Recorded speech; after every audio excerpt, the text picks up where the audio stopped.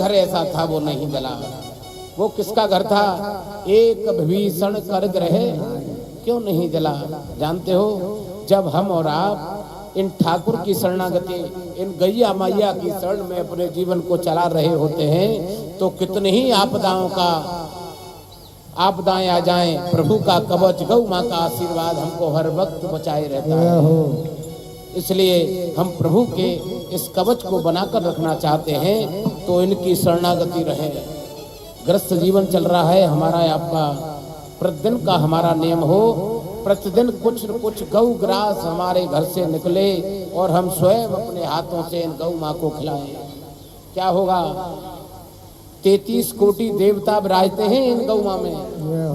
और इतना नहीं, गौ माँ की सेवा करने से हमारे जो पितृ है ना, उनको इतना आनंद मिलता है कि उनका आशीर्वाद रूपी कृपा हमारे ऊपर बरसती रहती है, धन धन से परिपूर्ण रहते हैं हम। इतना नहीं, परिवार में खुशहाली ही खुशहाली रहती है। लेकिन ये कब होगी जानते हो? जब हमारे यह स्वयं के हाथ इन गौ माँ की सेवा करेंगे। हम इतने बड़े ना हो जाएं कि अब हम गौ माँ की सेवा के लिए भी हमारे यहाँ से केवल जो घर में काम करने वाला है उसको ड्यूटी दे रखी है। भैया ये 2 रुपए की सब्जी ले जाना और उसको डाल आना, या 100 रुपए का आटा ले जाना डाल आना, ये भूल कर अपराध मत करो। भले ही 5 रुपए का लाओ, लेकिन प्रेम से लेकर आओ, मेरी माँ को खिलाओ और प्रतिदिन इनको प्रणाम करो। क्या होगा जानते हो? कितनी ही बीमारियों ने घेर रखा है आपको। प्रमाण के साथ बताऊंगा मैं, जितने ग्रंथ लिखे गए हैं सभी ग्रंथों में मेरी गौ माँ की महिमा आती है। इतना नहीं, ये जो ठाकुर विराजे हैं ये जानते हो, इन्हीं गौ माँ के लिए अवतार लेकर के आ रहे हैं। विप्रधेन सुरसंत हित लीन मनुज अवतार। और इतना नहीं प्यारे, कभी बहुत जर्जर पीड़ा से हम और आप घर जाएं, ठाकुर ना करे। और जानते हो, इतने असहाय हो गए हैं हम के बेड पर आ गए हैं और हमारी यात्रा पूर्णता की ओर है। तो हमारे यहाँ जो श्रेष्ठ हैं गुरुदेव भगवान हैं, हमारे जो ग्रंथ हैं एक ही रास्ता बताते हैं कि भैया इनसे अब गौ सेवा कराओ, और कोई साधन नहीं है, गौ माँ ही इनको पार करेगी।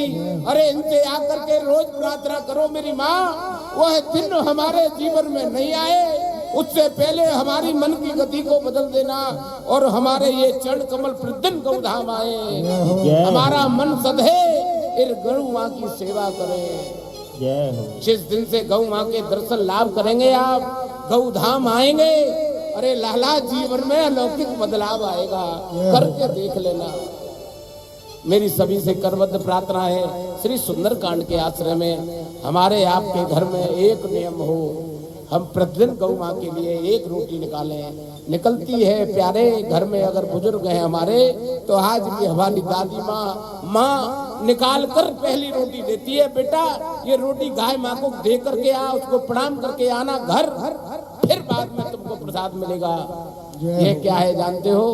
पुरानी जितनी रीति रिवाज है ना, हमारे गृहस्थ जीवन में खुशहाली लाती है। आज के दौर में जो परिवार परेशान मिल रहे हैं वो हमारी अपनी देन है। हम केवल अपनी इनकमिंग चालू किए हुए हैं, प्रातः से शाम तक हम केवल अपने लिए सोचते हैं। मैं विरोध नहीं कर रहा, करना चाहिए, लेकिन प्यारे एक हाथ से हमको यह भाव भी जगाना चाहिए, प्रतिदिन हम गौधाम आए। आ नहीं पा रहे हो, बहुत व्यस्त हो, चिंता मत करना, जहाँ निवास है गौ माँ को वही याद करना। एक दिन अगर गौ माँ आपके घर पर आ गई और एक रोटी खा गई, प्रतिदिन उसी टाइम मेरी गौ माँ आपको आशीर्वाद देने आएगी। और जिस दिन वो आने लगी, अरे दुनिया की कोई ऐसी ताकत नहीं है जो आपको परेशान कर जाए। मेरा एक ही भाव दृढ़ है, हम और आप ग्रस्त जीवन को लेकर चल रहे हैं, बहुत सी जिम्मेदारियों से हम घिरे हैं, कभी थकना नहीं है, घबराना नहीं है, किसी काम से मुंह भी नहीं मोड़ना है। हमको क्या करना है? थोड़े में से थोड़ा निकालना है। प्रतिदिन गौ माँ की सेवा करो, चींटी भगवान को दाना डालो। अरे भैया ये पक्षी भगवान है जिनको चोंच दी है, इनको दाना डालने का नियम बनाओ। क्या होगा? ये परहेत है। श्री रामचरितमानस जी में प्रभु साक्षात कह रहे हैं, कहाँ? जटायु जी को गोद में लेकर के कह रहे हैं जटायु जी पूछते हैं प्रभु मैं मांसाहारी हूँ, भजन नहीं बनता मेरे पर, लेकिन आपकी मुझे गोद मिल गई, इसके पीछे का कारण क्या है? ठाकुर बताते हैं लाला ये केवल एक ही साधन है जो आपने साधा है। क्या? परहित। पर माने दूसरा, हित माने भला करना। एक बात बताओ, जटायु जी और माँ जानकी जी का क्या संबंध है? वो पक्षी हैं, वो माँ हैं, लेकिन रावण से भिड़ गए जटायु जी माँ की रक्षा के हेतु। ठाकुर कहते हैं प्यारे परहित सरिस धर्म नहीं भाई, जो परहित करता है में धर्म एकत्रित होता है। और जानते हो धर्म ही एक ऐसा साधन है जो हमारी जीविका को चलाता है, लेकिन जीवन में आनंद भरता है। परहित सरिस धर्म नहीं भाई, लेकिन जानते हो जब हमारा मन मेरे ठाकुर की कृपा से परहित करता है ना, तो एक साधन और खुलता है। परहित बस जिनके मन माही, तिन कहूँ जग कछु दुर्लभ नाही। अरे आनंद की जितनी वस्तु है आपको ठाकुर की कृपा से सुलभ होंगी। आनंद क्या है जानते हो? हमको ऐसा लगता है बहुत गांधी जी जोड़ लेंगे हम तो बड़ा आनंद ले लेंगे। भूल है हमारी आपकी प्यारे। देखे होंगे बहुत से धनाढ्य रात को नींद नहीं आती है, ये पैरामीटर लगा के रखता है, बीपी बार बार ऊपर नीचे हो रहा है, सांस नहीं साथ दे रही है, शरीर नहीं चल रहा है, मिठाई 56 भोग सजे हैं, एक नहीं खा सकता है। मैं विरोध नहीं कर रहा, सबके साथ है, लेकिन ऐसा क्यों है जानते हो? हमने संसार में आने के बाद यह प्रभुता जमा रखी है कि यहाँ जो भी कर रहे हैं हम वो हम ही कर रहे हैं। भूल से वापस आ जाना।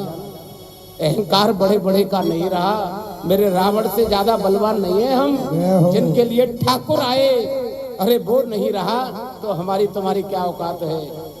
समय रहते रहते समझ जाओ, हमारे स्वयं के हाथ परहित करें, गौ माँ की सेवा करें। अरे साधु संगति जब हम करेंगे तब हमारा मन सदेगा। श्री रामचरितमानस जी की पोथी जी में ऐसे ऐसे सूत्र बताए गए हैं जो आपके कदम को भटकने नहीं देते, सत करके जीवन जीते हैं। तो बाबा की पूंछ में आग लगाई गई, बाबा ने पूरी लंका जलाई, एक घर ऐसा था जो नहीं जला।